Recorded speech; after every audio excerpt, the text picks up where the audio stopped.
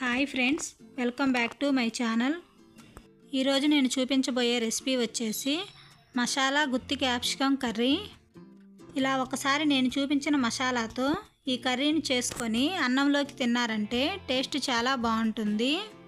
ఫంక్షన్స్లో, హోటల్లో చేసుకునే విధంగా ఇంట్లోనే ఈజీగా ఈ కర్రీని ఎలా తయారు చేసుకోవాలో ఈ వీడియోలో చూపించబోతున్నాను.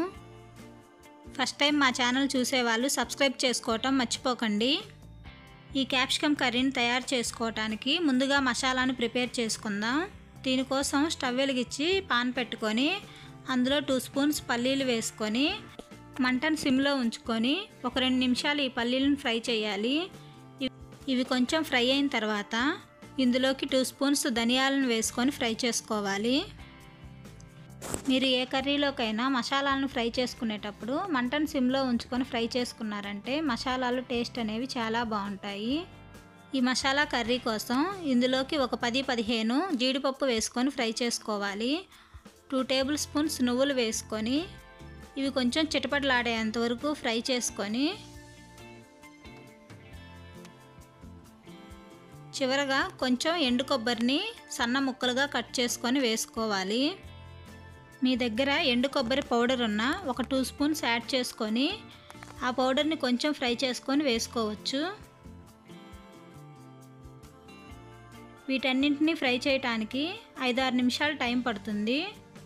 ఇప్పుడు నాకు మసాలాలు అనేవి ఫ్రై అయిపోయినాయి. స్టవ్ ఆఫ్ చేసుకొని వీటిని కొంచెం చల్లారనివ్వాలి. ఇవి కొంచెం చల్లారిన తర్వాత ఒక మిక్సీ జార్ తీసుకొని అందులో వేసుకోవాలండి. ఇప్పుడు ఇదే మిక్సీ జార్లో ఒక వెల్లుల్లిపాయని రెమ్మలుగా ఒలుచుకొని వేసుకోవాలి. ఒక 2 చిన్న ముక్కలు అల్లం వేసుకుంటే టేస్ట్ చాలా బాగుంటుంది. మీకు టేస్ట్కు సరిపడా కారం వేసుకోవాలి. నేనైతే 2 స్పూన్స్ కారం వేసుకున్నాను. ఇందులోనే 1 టేబుల్ స్పూన్ సాల్ట్ వేసుకున్నాను. ఒక 1/2 టేబుల్ స్పూన్ పసుపుని వేసుకోవాలండి. ఇప్పుడు వీటన్నింటినీ కోర్సుగా మిక్సీ పట్టుకోవాలి. ఇలా మిక్సీ పట్టుకున్న తర్వాత ఇందులో కొంచెం వాటర్ వేసుకొని ఫైన్ పేస్ట్ లాగా మనం మిక్సీ పట్టుకున్నామంటే మనకి మసాలా అనేది రెడీ అయిపోతుంది. ఈ కర్రీ కోసం నేనైతే చిన్నవిగా ఉన్న క్యాప్సికమ్ని ఒక 1/2 కిలో తీసుకున్నాను. ఈ క్యాప్సికమ్కి చాకుతో ఘాట్లు పెట్టుకొని పైన ఉన్న తొడిమలు తీసేసి లోపల సీడ్స్ తీసేసి స్టఫింగ్ కోసం ఇలా రెడీ చేసుకొని పెట్టుకోవాలండి. ఇలాగే మిగిలిన వాటన్నింటినీ రెడీ చేసుకొని పక్కన పెట్టుకోవాలి. ఇప్పుడు మనం స్టఫింగ్ కోసం మసాలా ప్రిపేర్ చేసుకున్నాం కదా, ఈ మసాలా మిశ్రమాన్ని స్పూన్తో కొంచెంగా తీసుకుంటూ ఈ క్యాప్సికంలో పెట్టుకోవాలి.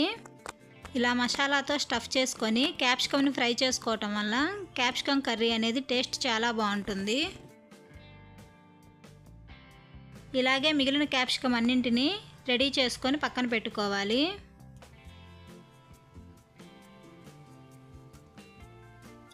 ఫ్రై చేసుకోవటానికి క్యాప్సికమ్ అనేవి రెడీ అయిపోయినాయి. ఇప్పుడు మిగిలిన మసాలా పేస్ట్ని గ్రేవీ కోసం పక్కన పెట్టుకుందాం. కర్రీ తయారు చేసుకోవడానికి స్టవ్ వెలిగించి కడాయి పెట్టుకొని అందులో 4-5 టేబుల్ స్పూన్స్ ఆయిల్ వేసుకోవాలి. ఈ ఆయిల్ కొంచెం హీట్ అయిన తర్వాత ఒక చిన్న దాల్చిన చెక్క ముక్కని, 3-4 లవంగాలు, ఒక 2 యాలకులు వేసుకొని 1 టేబుల్ స్పూన్ జీలకర్ర వేసుకొని ఫ్రై చేయాలి. ఇవి కొంచెం ఫ్రై అయిన తర్వాత 2 పెద్దుల్లిపాయల్ని సన్న ముక్కలుగా కట్ చేసుకొని వేసుకోవాలి. ఈ ఆనియన్స్ కొంచెం ఫ్రై చేసుకున్న తర్వాత 2 టమాటాలను సన్న ముక్కలుగా కట్ చేసుకొని వేసుకొని ఫ్రై చేయాలి.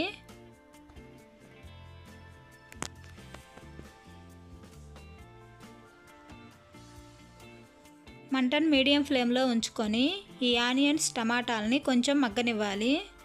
ఇప్పుడు ఇందులోకి ఒక 4 పచ్చిమిరపకాయలని సన్న ముక్కలుగా కట్ చేసుకొని వేసుకోవాలండి.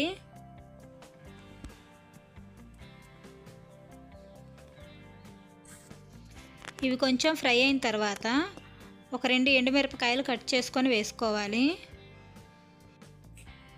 ఒక రెమ్మ కరివేపాకును వేసుకొని కొంచెం ఫ్రై చేయాలి. మూత పెట్టుకొని ఒక 2-3 నిమిషాలు ఈ ఉల్లిపాయలు, టమాటాలు మగ్గబెట్టుకోవాలి. ఇవి కొంచెం మగ్గిన తర్వాత ఒకసారి బాగా కలుపుకొని మసాలా పెట్టుకున్న క్యాప్సికమ్ని ఒక్కొక్కటిగా వేసుకోవాలి.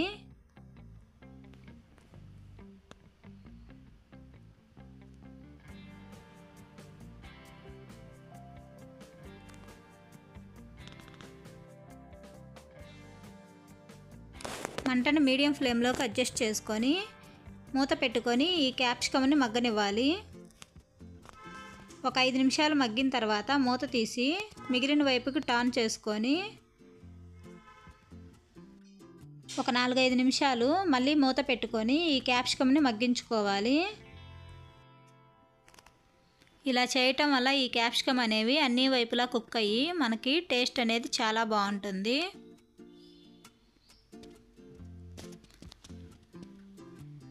మూత తీసుకొని ఈ క్యాప్సికమ్ ముక్కలన్నింటినీ ఒకసారి బాగా కలుపుకోవాలి. చూడండి, క్యాప్సికమ్ అనేది బాగా ఫ్రై అయిపోయినాయి. ఈ కర్రీలోకి మనకి మిగిలిపోయిన గ్రేవీ ఉంది కదా, ఆ గ్రేవీలో కొంచెం వాటర్ యాడ్ చేసుకొని ఈ కర్రీలో వేసుకోవాలి. మనకి గ్రేవీ ఎక్కువగా కావాలనుకుంటే ఇంకొంచెం వాటర్ యాడ్ చేసుకొని ఉప్పు సరిపోయిందో లేదో చెక్ చేసుకొని, సరిపోకపోతే ఇంకొంచెం సాల్ట్ని యాడ్ చేసుకోండి. ఒకసారి ఈ గ్రేవీ మొత్తం కలిసే విధంగా కలుపుకొని మూత పెట్టి ఒక 5 నుంచి 10 నిమిషాల పాటు మంటను సిమ్లో ఉంచుకొని ఈ కర్రీని ఉడికించుకోవాలి. మధ్య మధ్యలో మూత తీసి కలుపుకుంటూ ఈ కర్రీని ఉడికించుకోవాలి. మనకి ఈ గ్రేవీ అనేది దగ్గరకు వచ్చేసి ఆయిల్ పైకి తేలినట్టయితే కర్రీ అనేది ఉడికినట్లు.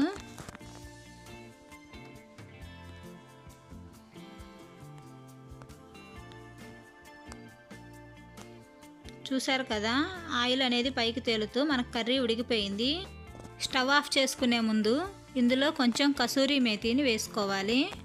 ఈ కసూరి మేతి వేయటం వల్ల ఈ కర్రీకి అనేది టేస్ట్ చాలా బాగుంటుంది.